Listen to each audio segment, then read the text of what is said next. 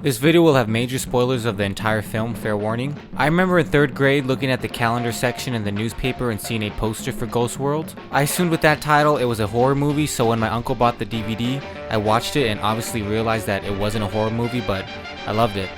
This film was the beginning of me noticing quote-unquote hipsters, and I don't use hipsters as a derogatory saying, but some people do. I'm not doing that.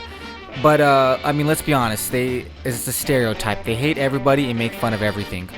And that's what these characters do. They go out of their way to dress differently. I mean, they're great looking girls and some guys still come on to them. Well, Rebecca, but they have such a standoffish, stuck up attitude that most people don't like them. Honestly, they're pretty mean. I think Rebecca is more mean though. Enid feels bad after they prank Seymour and genuinely befriends him, but Rebecca couldn't care less about him or anyone else. Well, maybe Josh, who they both obviously have a crush on. Brad Renfro is my favorite actor of all time, and he's an important character to this film, but he's really just in a few scenes. There's not much to say about his character. Like I said, Rebecca is much more meaner than Enid. I'm sure some people at her school would call her a quote-unquote bitch, but most of them are probably guys that hit on her and failed. But Rebecca is very mature. She has a job and wants to live like an adult, but Enid is stuck. She's rebelling against growing up because she rebels against everything. I think she genuinely does find Seymour cool, but what really attracts her to him, if you want to call it that, is that he's such an unconventional adult. He doesn't have a family or a girlfriend at first, so she sees him like a big kid who just obsesses over music like she does, but he is an adult. He works full-time at a job that he hates and supports himself and his collection. I relate to Seymour more and more every day. The only real difference is I want to make art, he just wants to collect it.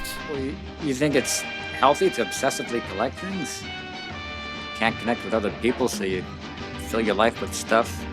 It's like all the rest of these pathetic collector losers. How he collects records is how I collect Blu-rays, 4Ks, and movie posters.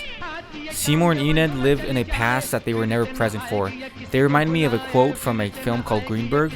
In the film, Ben Stiller says, "A shrink said to me once that I have trouble living in the present, so I linger on the past because I feel like I never really lived there in the first place." If you like this movie, I highly recommend watching Greenberg. God, I'm so much like Seymour. How he and his friends feel about records versus CDs is exactly how I feel about film versus digital presentation. And that scene where Seymour is talking to that girl at the bar and gets into the specific types of subgenres of blues is me talking to everyone about film directors and actors. I can't relate to 99% of humanity. Well, I can't relate to humanity either, but I don't think it's completely hopeless.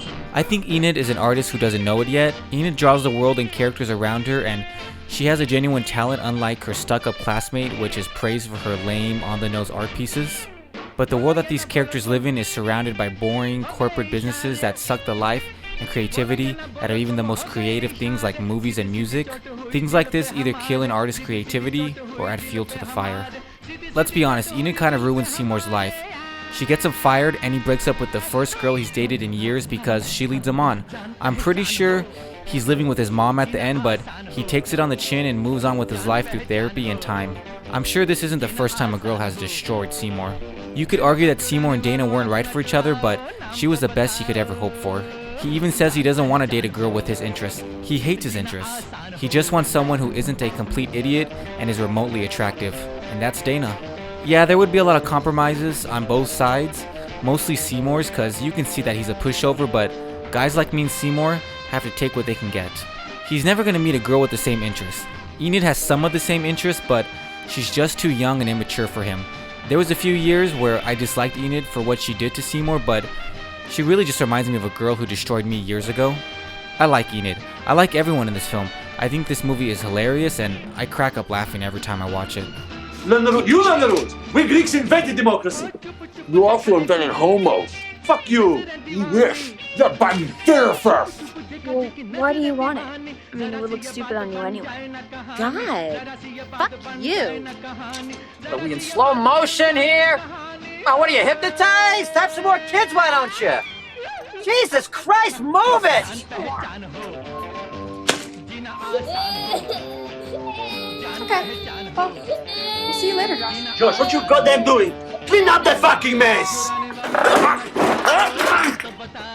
Not so cool now, are you? Good looking boy, huh? Hey! What's going on? Hey, call the cops, man. Citizen's arrest. Yeah, Enid has her flaws, but she's just a teenager trying to figure her shit out. By the end, she's quit 2 jobs, one of them very promising, but Rebecca doesn't abandon her, which I wouldn't blame her at all if she did. And Enid is young, and like I said, I think she realizes through that art class that she has talent and that she's interested in pursuing it. I really like the art teacher. She's kind of laughable in the beginning, but I really like seeing teachers that take an interest in genuinely helping students discover what they're good at. It's a small part of the story, but I really appreciate it. I really appreciate everything about this film and its simple but very relatable story. I love the casting, the characters, the color design, the jokes, and the drama. I love it all. I love Ghost World. This film creates a world I've always related to and appreciate much more as an adult. So that's my review. Hope you enjoyed it, and you guys know how YouTube works. If you like this video, hit that like button, subscribe to this channel, and you can follow me and direct message me on Instagram at cinemajunkies_. Don't forget the underscore. And if you want to support this channel, I'll put a link to my Patreon page in the description. Hope you consider it.